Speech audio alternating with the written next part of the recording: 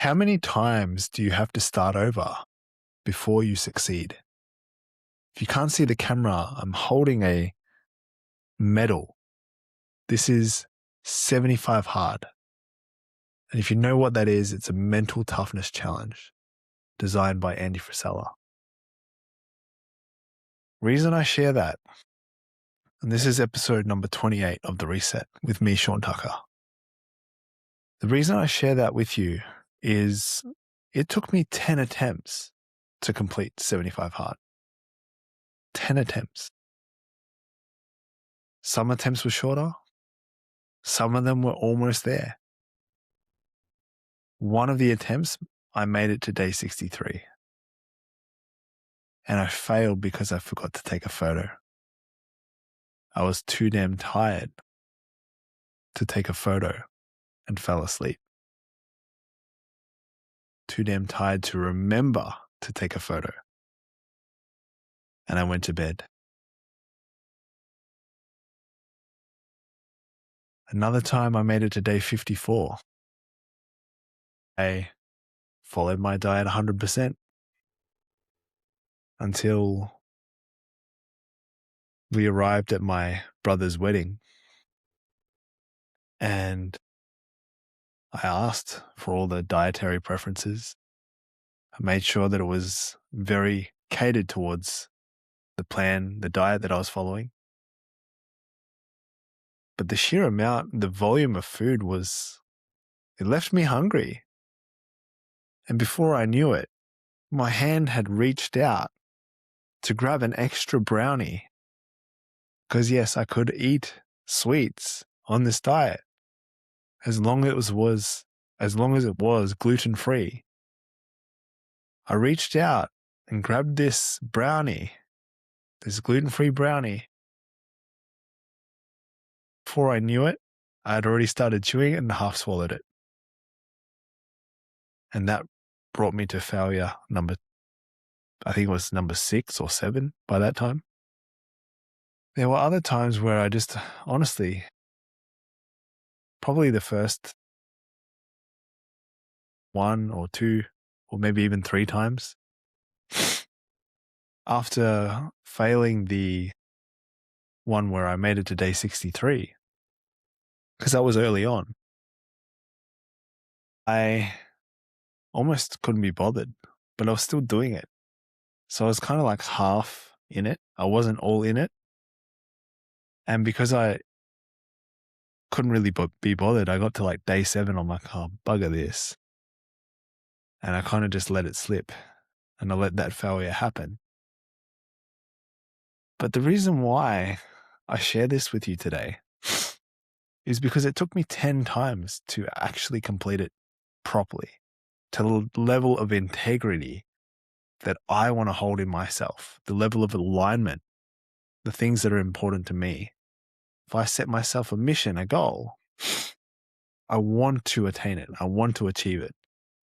Because then it gives me permission to seek something better, bigger, more in alignment with maybe what I want.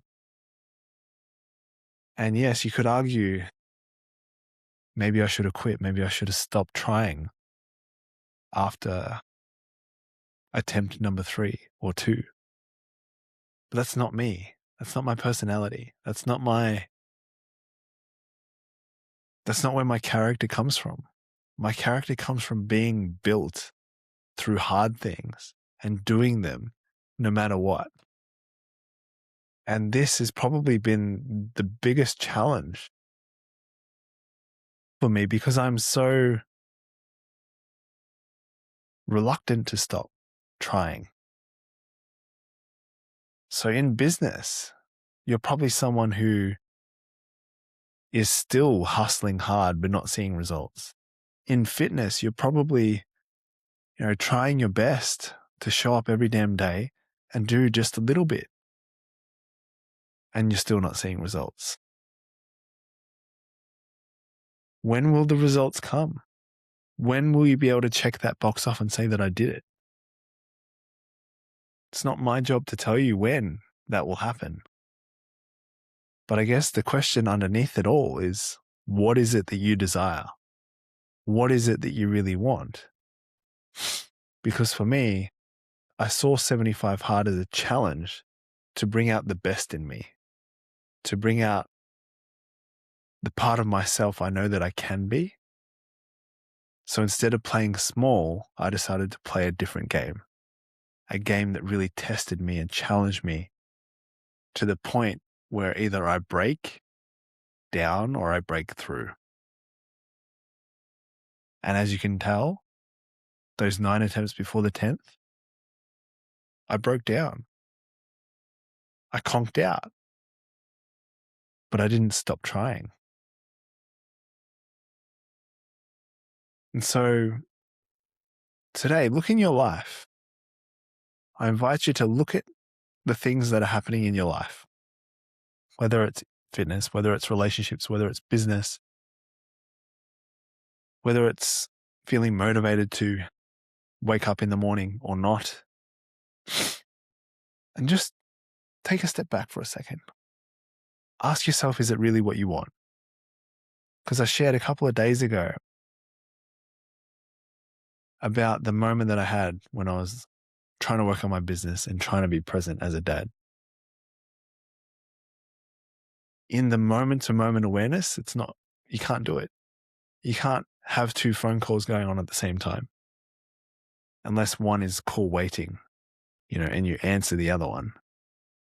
Because having too many inputs that are coming in make it really hard to be clear about what direction you want to go from there, what decisions you can make. And I think the overwhelm comes from having too many inputs.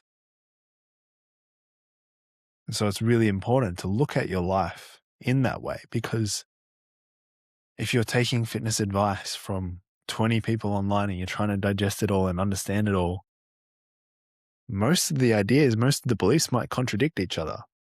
Not to say that they're wrong, but what works for you is probably going to be something that allows you to be consistent, allows you to implement it over a longer period of time. Because consistency shows results. It's not about having the perfect plan. It's about having a plan that you can actually follow. And having a plan that doesn't go to plan is usually the best plan you can follow. So maybe just reflect back today. Ask yourself, in your ability to be a dad and be present, am I really present with my kids when I come home from work or when I see my kids? Or am I worried about something else that's going on in my life? Am I worried about where my next clients are coming from? Am I worried about, I didn't get my workout in, so I'm actually not feeling energized? Or I didn't really sleep well last night, so I can't really be present with my kids, and I can't tolerate, them having fun and that kind of thing. If that's you, just notice where that tension, where that friction's coming from. What's happening outside of us is just a mirror of what's happening inside of us. And if we're feeling the pressure, it's not the outside that's making the pressure, it's us making the pressure on ourselves. What is out of alignment? That's the question you should ask. What is out of alignment, and how can I feel safe to know what it is, and how can I be more relaxed in finding the solution or letting the solution come to me? Most of the time, we don't need to force. It is fun to push. It's fun to really push yourself. But if it does eventually burn yourself out, is it worth it? To the point where maybe you don't feel like the same like you used to. You don't get the same endorphins, the good feelings. It's just turned into a discipline that isn't fun for you anymore. That sounds like a disaster.